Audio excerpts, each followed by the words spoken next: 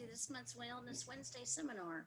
My name is Kendra Stein, and it is my great pleasure as the co-chair of the Wellness Committee of your local chamber to moderate this event and welcome you for joining us today as we speak about the importance of National Immunization Awareness Month. Wellness Wednesday is an initiative of the Brownsville Wellness Chamber of Commerce's Health and Wellness Committee, where each month this committee features National Health Observances, highlighting important health issues that affect Americans every day. During the month of August, the Health and Wellness Committee has chosen to highlight National Immunization Awareness Month. This annual observance highlights the importance of getting recommended vaccines throughout your life and speaks of the power you have to protect yourself and your family against serious diseases through on-time vaccinations. Today's program includes Veronica Osorio, the occupational health nurse for Valley Baptist Medical Center, and Dr. Scott Spear. He's an associate professor of pediatrics and medical director of student and employee health at UTRGV. This morning, I encourage you to take the opportunity to respectfully engage and ask our guest experts and questions pertaining to today's conversation through the Zoom chat or on Facebook. Again, welcome. Good morning, everyone. And my name is Jacqueline Munguia. I am the Health and Wellness Co-Chair, and I also work at Valley Baptist Medical Center. And as mentioned today, we have the honor of having wonderful expert guest speakers from Valley Baptist Medical Center and UT Health Rio Grande Valley. First, we'll begin our discussion with Veronica Osorio from Valley Baptist Medical Center, and then we'll continue with Dr. Spear. Welcome, Veronica. Good morning. Today we're going to be talking about immunizations, and when we hear the word immunizations, we usually think that they are for children only, but immunizations are for adults as well. Over time, protection from our childhood immunizations can wear off, and we are exposed to vaccine preventable diseases due to our age, our lifestyle, and certain health conditions. As adults, we need immunizations to help us from getting and spreading serious diseases that could result in poor health. As we get older, our immune system weakens, and that puts us at risk for certain diseases. And vaccines can help us lower the chances of getting these diseases. The way vaccines work is that they work with our natural defenses and help us safely developing immunities to the disease. And this will lower our chances of getting diseases and help us from suffering from certain complications that these diseases can carry.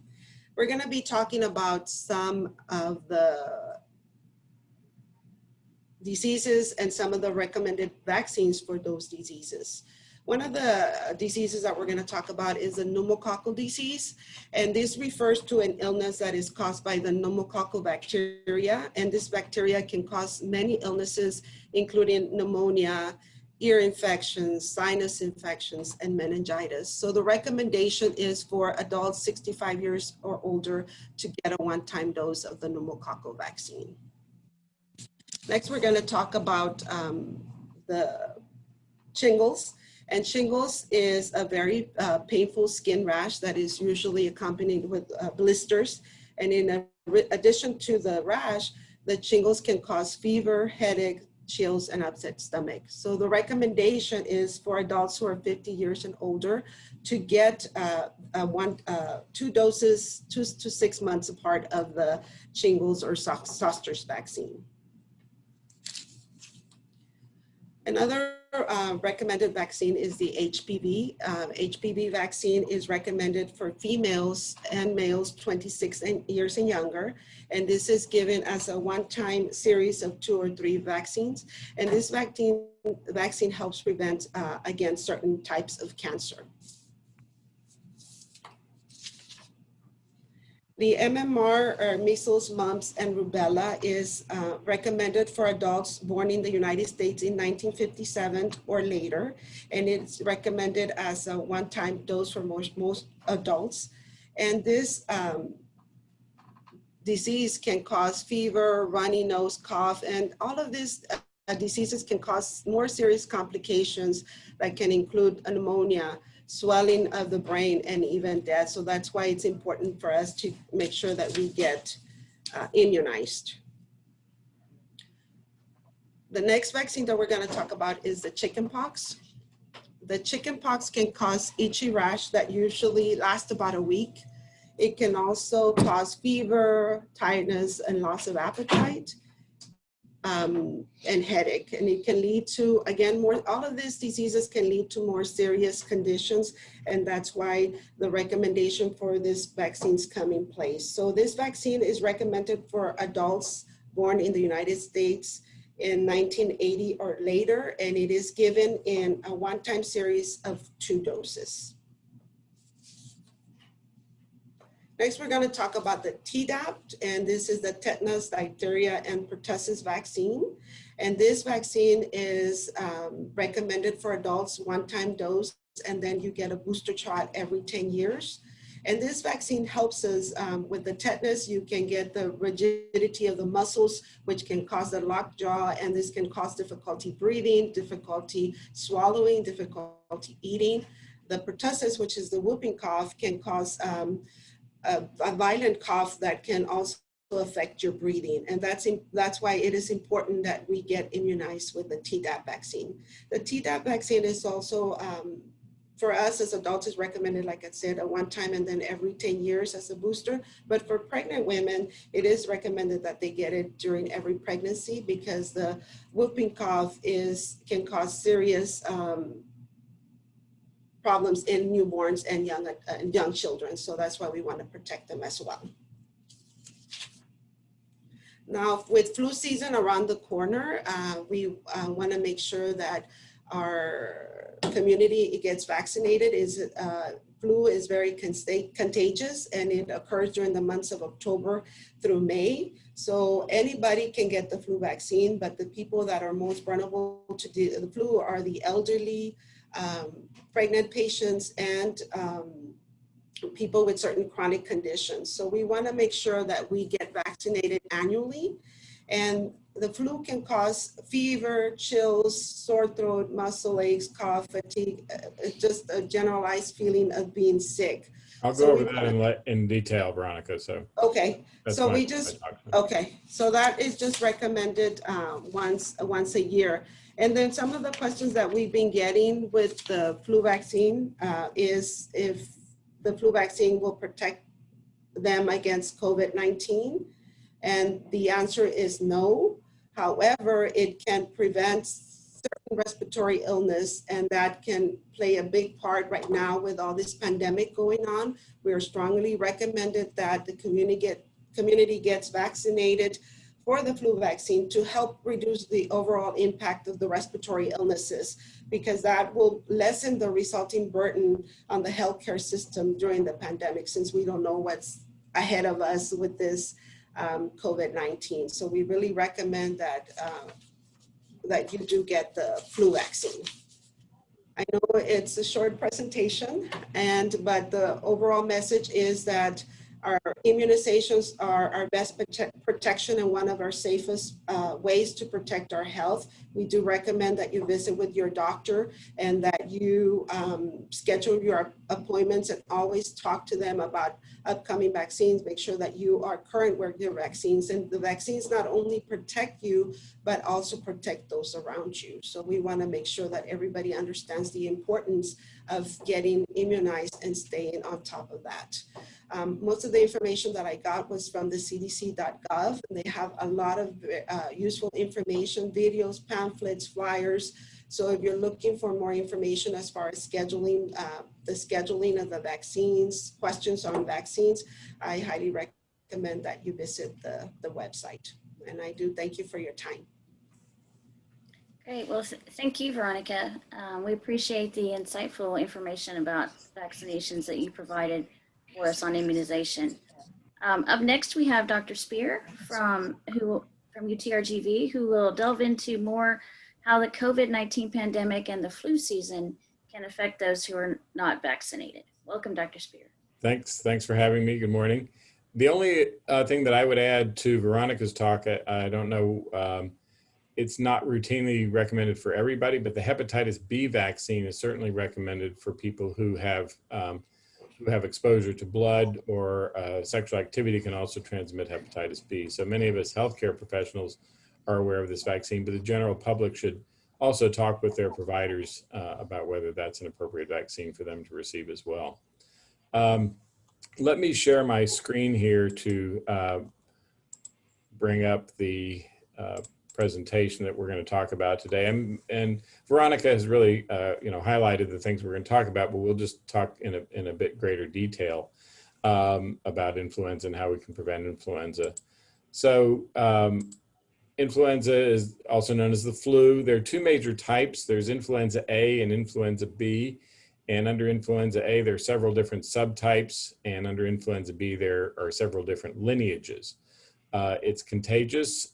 Symptoms may vary, and the symptoms can include, and obviously if you've been paying attention to COVID-19, many of these are similar: body aches, chills, dry cough, fever, headache, sore throat, stuffy nose, fatigue. One of the ways that it differs from COVID is COVID sort of comes on slowly, whereas influenza often comes on suddenly. We asked people, they were fine in the morning, and by noon they felt like a truck had hit them. So that's a bit different kind of symptom for influenza. The other, one of the things that we see with COVID that we don't see with influenza is loss of taste and smell. Those seem to be pretty typical for COVID and not for influenza. And the other is that diarrhea and abdominal symptoms are commonly seen with COVID and rarely seen with influenza. So in most years, the average number of deaths from influenza can be up as high as 36,000. So obviously when we're talking about COVID with, now over 175,000 deaths in 6 months, we're obviously talking about something that's much, much worse than just a bad flu season.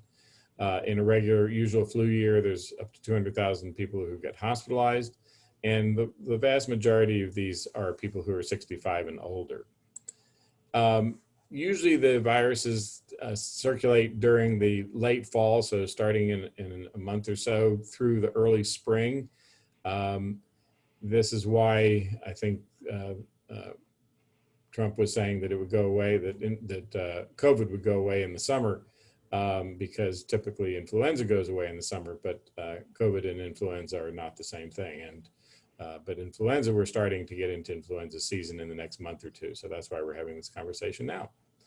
Most people who get influenza recover without any serious complications, but there are some people can get very seriously ill, can be hospitalized, and as you saw on the earlier slide, there are even deaths associated with it, particularly among older adults, very young children, pregnant women are particularly at risk, and a number of other people who have chronic or longstanding medical conditions, including diabetes, asthma, heart disease, and cancer.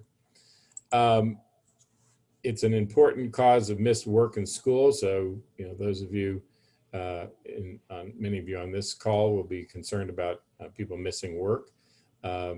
Generally, since 2010, the Centers for Disease Control has recommended that anybody who's 6 months or older and doesn't have any contraindications should receive the annual influenza vaccine.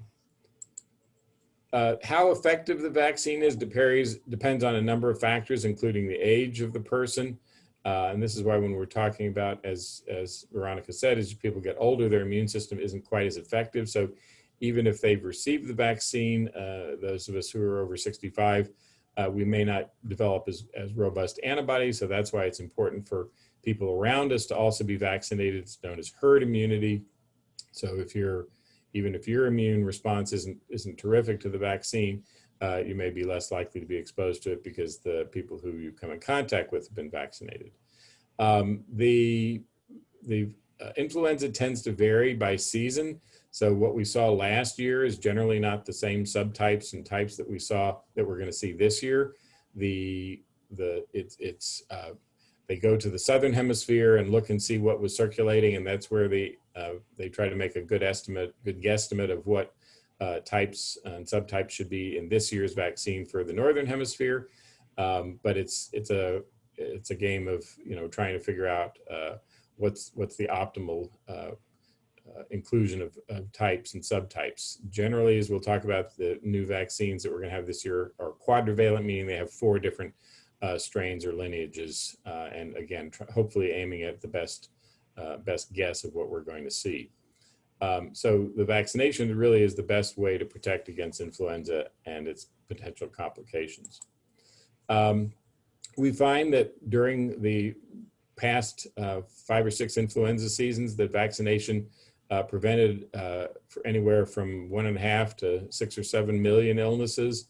That includes 750,000 to 3 million outpatient visits, up to 90,000 hospitalizations, and 3,000 to 10,000 respiratory and circulatory deaths were prevented by vaccine. The most recent severe season was 2017-2018, and it's estimated that the vaccination prevented about 7 million illnesses. And this was even in a year when the vaccine wasn't terrific against all of the strains. As you see, there was an influenza A H1N1 that it was pretty good against. It was not very good against the influenza H3N2, and it was about 50% effective against the influenza B strains that were circulating that year. So again, that's why we need a new vaccine every year, because when there's a lot of change with flu vaccines, they have a lot of mutability, meaning their genetic material can change. And so that's why we need to have the annual vaccination.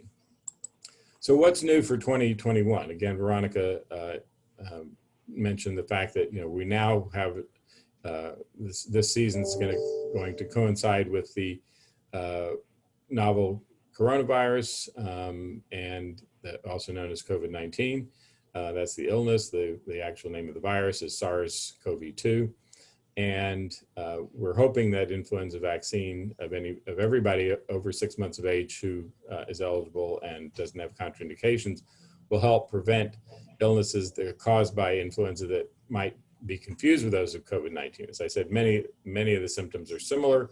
There are a few that are unique, but if we can decrease the COVID-19, if we can decrease the influenza prevalence, that might help us to focus more directly on COVID-19.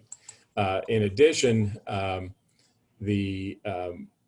this is just facts. I think everybody knows that I don't know where you've been if you don't know that there's a pandemic caused by COVID-19.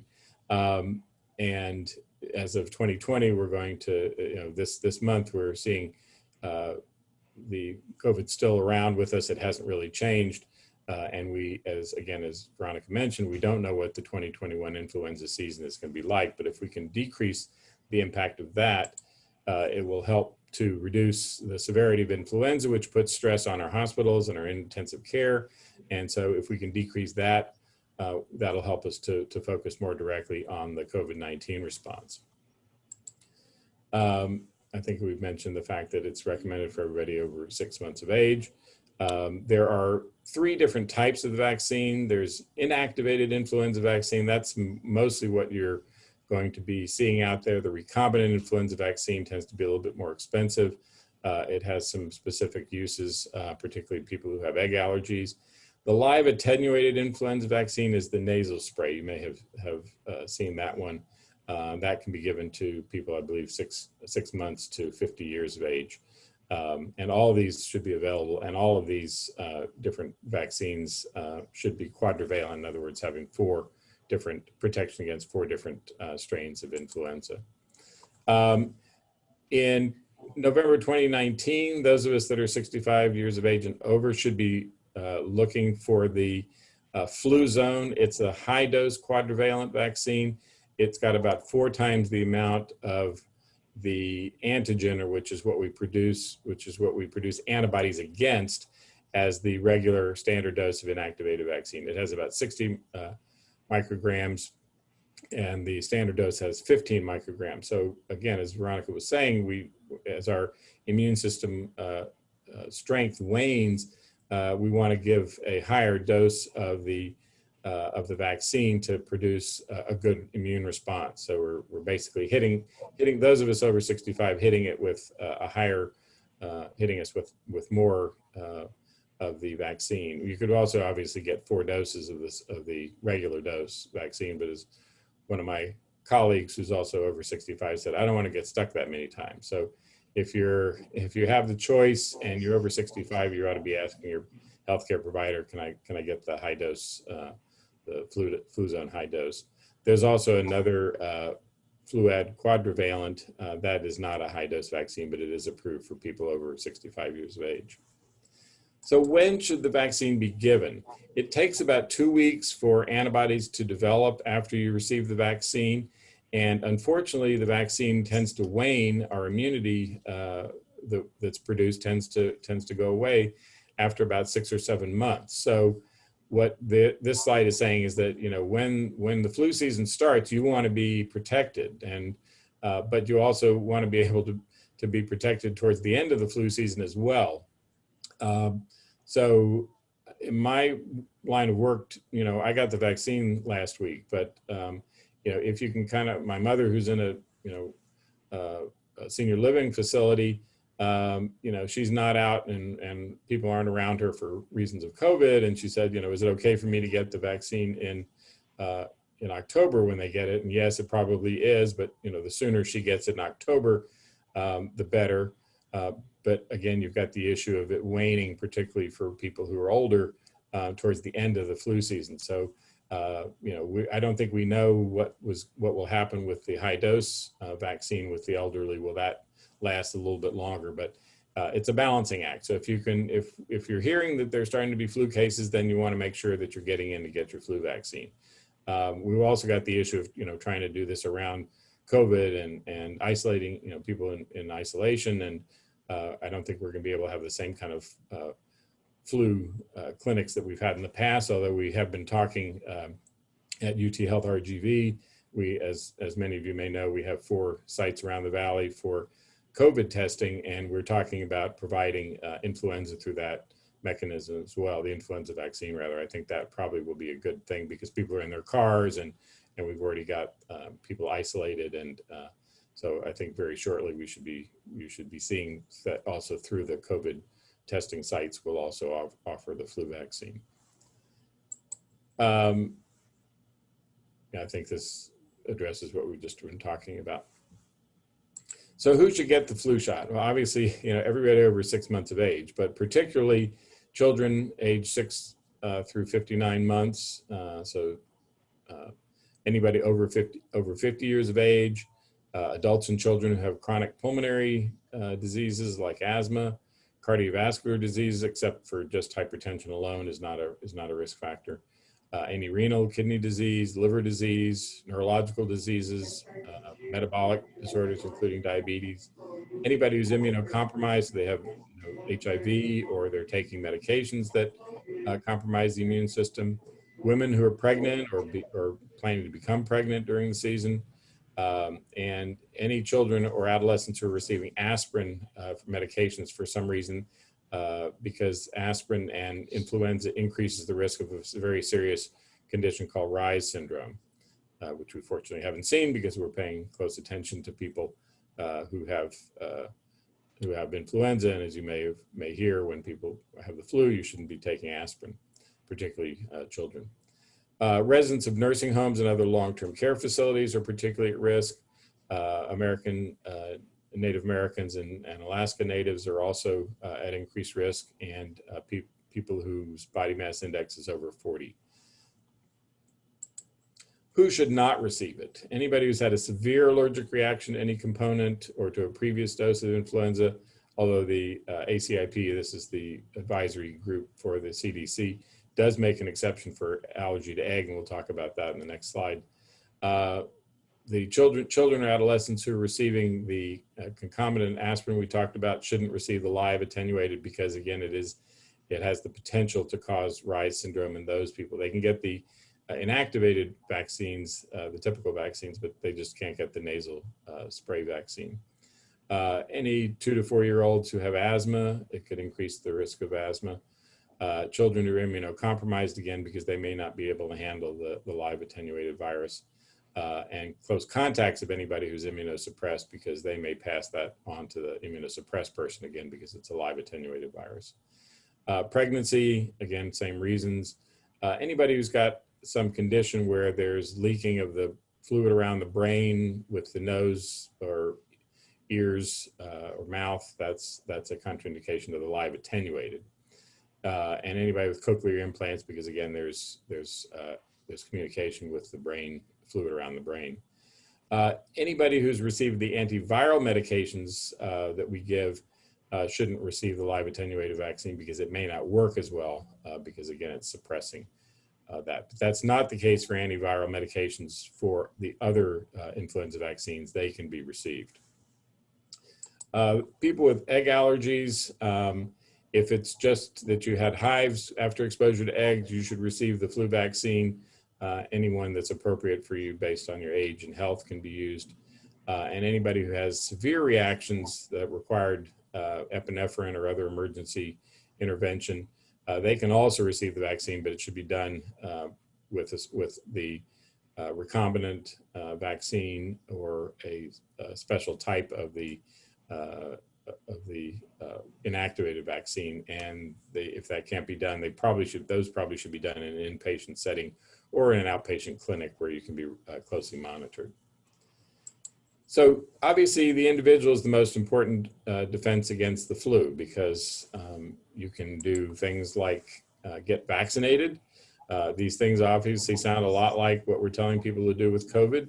And I think it'll be interesting to see, is this season better because people are wearing masks, covering their mouth and washing their hands and avoiding touching their eyes and face. Everything we're encouraging people to do to prevent COVID-19 will also help to prevent influenza.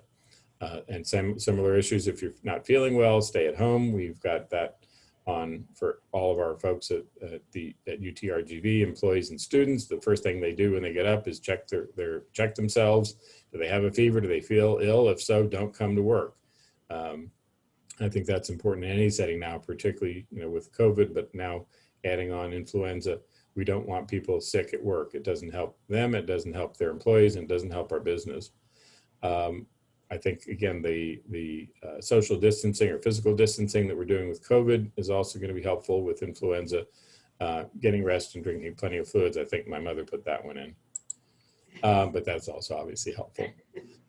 So some of the misconceptions that we deal with: if I get the shot, I'll get the flu. Except for the live attenuated, this is not anything that can reproduce or give you the flu. It does produce, as your immune system reacts to the shot, you may feel kind of achy and your muscle might be sore where you received it. I think, if anybody likes needles, they've got a problem, I think, but the needle is very small and I received it, as I said, and it didn't hurt going in. Again, it got a little sore afterwards, but you can help that with some ibuprofen or acetaminophen and putting some ice on your arm. I don't need the vaccine. I've never gotten the flu. That's really pretty hard. I think most people have had the flu at some point if they've lived long enough. And it's not, again, just for you. It's to help prevent transmitting it to other people who may get more seriously ill with the flu. And I got the shot last year. I think we talked about the fact that new strains are circulating, and the vaccine that worked last year is probably it provides a little bit of protection, but it doesn't provide enough protection. That's why we need annual flu vaccines. So what can you do? Stick out your arm, do no harm. That's the medical model is: first do no harm, but sticking out your arm. Most people will not have any serious reactions to this vaccine, and again, helps protect you and helps protect the community, particularly in these very serious times where we have another virus circulating that is transmitted in similar ways and can mimic the influenza. So as we mentioned, physicians' offices should be providing it. Many pharmacies will be carrying it, and other locations in Brownsville and the lower Rio Grande Valley. As I mentioned, I think some of our drive-through sites will also be an optimal place to be offering this. So that's the end of my presentation. If anybody has any questions about this or any other vaccine issues, vaccine questions, we do not have a vaccine against COVID-19 at this point. There are several different types that are in study. My colleagues in the infectious disease world who are being sober about it think it may not be for another 12 months before we have a vaccine. Many people are hoping that that's too pessimistic, and that we may have it by late winter or early spring of 2021. It probably will not be produced in the volumes that we have the influenza vaccine now, so it's going to take some time. Probably it will be offered to healthcare workers first and people who are at high risk. So you want to pay attention. Those of you, I probably age myself here, but I remember when we first got the polio vaccine, the oral polio vaccine, we all went to schools. That's where they were being offered. The health department, set up clinics at public schools, and we got our little sugar cube with the polio vaccine on it. You really age yourself if you know. Anybody else part of that massive early immunization against polio? I guess I'm aging. I'm telling how old I am here. I wasn't in the junior high school. It just was at the junior high school. I was younger than that. But just know that that's probably what we will be doing, is some form of, mass immunization in a safe way, because obviously that people coming together have a potential for spreading COVID if they haven't if they're symptomatic or asymptomatic and infectious. So, but pay close attention. You want to make sure that the FDA has said it's the Federal Drug Administration. They will not release it until it's shown to be effective and safe, and that it doesn't cause more problems and helps to prevent people from getting ill. And so, I think just keep listening, and then when it becomes available, hopefully enough people will be feeling like this is a value. Again, just like we're talking about herd immunity with influenza, we need to have enough people get vaccinated. Probably 60 to 70% of the population needs to be protected against COVID if it's going to be effective at letting people stop wearing masks and go back to our usual lives. Any questions? Thank you so much. Once again, thank you so much, Veronica and Dr. Spear, for taking the time out of your busy schedules during this time to speak to the community about the importance of immunizations. At this moment, we'd like to remind you to use either the Zoom chat or Facebook Live comment section to ask any questions to our experts. And I'll actually start. Dr. Spear, does the time of year, and this might have been focused on very briefly in your presentation, but does the time of year that you receive the flu vaccine make a difference?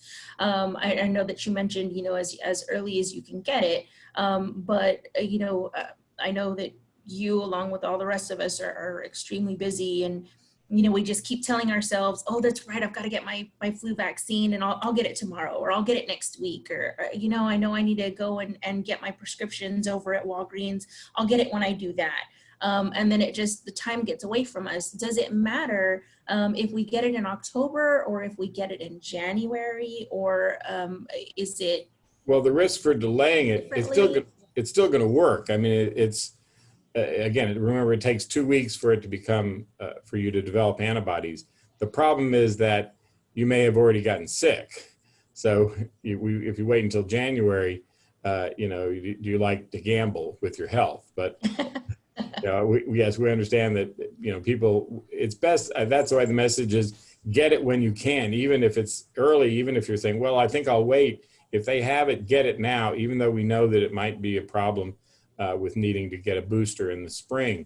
But if you think you're going to wait until January, you run the risk of, because the influenza season starts in early to middle October, you may have already gotten sick. So that's the reason for not to delay it, if at all possible.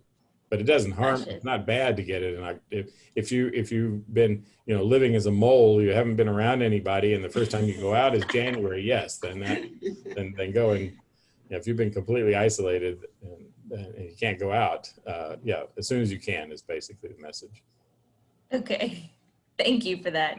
And the other question that I have, can you go over one more time the flu dose? What was it for the 65 years or older that had 4 times? There is a type of the vaccine, and you want to ask your healthcare provider probably before you're sitting and putting your arm out. If it matters to you, if you want to get that one, it seems to be more effective. It's one of the vaccines that's out there is a vaccine that has 4 times the dose of the other vaccines.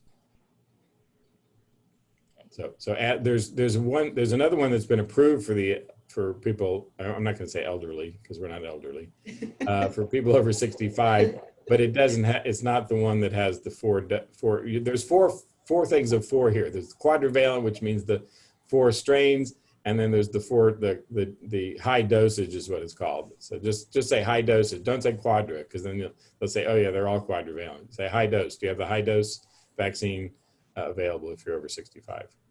Okay, thank you. You're welcome.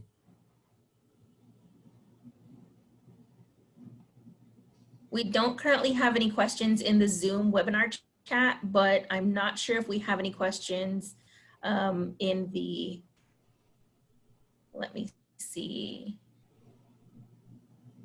Do we have any questions in the Facebook chat? Hi, Jacqueline. We don't, but there is a question on the Zoom Q&A feature. It says, if I did January 2020, does he do it now or next month? Well, the one from January, if you received one in January 2020, that was for the 2019-2020 flu season. That doesn't have the strains that we need for the 2020 and 21 flu season. So again, as we talked about it, he needs another one for this flu season, but whenever he can get it is, close to end of September, early October as possible. I have a question. You mentioned earlier in the webinar that based off the age and when you get the actual vaccine, that it wanes off. Yes. What causes that to happen, and how do you know that you don't have the vaccine anymore? Protection anymore? You don't know. It wanes because our immune system doesn't. It's a strange. Why doesn't Veronica talked about a lot of vaccines that we can just take once or every 10 years. This is these type of viruses. The influenza virus is good at hiding from the immune system, and so it's a good question why it wanes. But the antibodies you produce are not boosted by anything else. When, for instance, the tetanus vaccine, if you work outside, you're constantly re-exposing yourself to tetanus, and you're kind of immunizing yourself to small amounts, even though you have protection. Your immune system, you've got several parts of the immune system that work. One is antibodies. Those are kind of the first acting, and then there are cells that also can be woken up to both produce antibodies as well as to go and fight with cells and actual killing things. And it's primarily the cell the antibodies response that wanes over time. It's not a great vaccine. We don't have. There's one of the things that's being looked at. It's a good vaccine, but it's not a great vaccine. For instance, the hepatitis B vaccine is a great vaccine. The HPV vaccine that you mentioned is a great vaccine. These viruses are RNA viruses. They change, and so our immune system has trouble following them and tracking them, and they manage to get in and fool the immune system more effectively than the viruses that have DNA as their genetic material. So our immune system just doesn't keep up as well with the influenza and with COVID, and that's why the COVID vaccine is challenging. And we may learn from developing the COVID vaccine how to make a better influenza vaccine, and maybe one that we don't have to take every year, and one that doesn't wane over time. But right now we're producing it against the parts of the virus that can attach to our cells, and so those antibodies help to push the virus from away from it, so it doesn't have a chance to actually get into cells. But the immune system response goes away after time with these kinds of viruses and these kinds of vaccines. Thank you. There is another question in the Zoom chat. Are there resources who offer vouchers for those who don't have insurance to get vaccinated? I'm probably not the best person to answer that. I think that certainly the county health departments are sites where people can get vouchers or can get the vaccine without insurance. But I think those would be, I would say, look to the media, and maybe the chamber can offer some places that provide this without insurance. County health departments definitely do. We'll definitely go ahead and look into those resources for you, Gaetano. That way we can send them to you and share them on our social media platforms for the whole community to see and have access to. If you have any other questions, please use the Zoom chat or the Q&A feature or our Facebook Live comment section. I will say, if you're a UTRGV student, the vaccine is free. So any of you out there that are UTRGV students.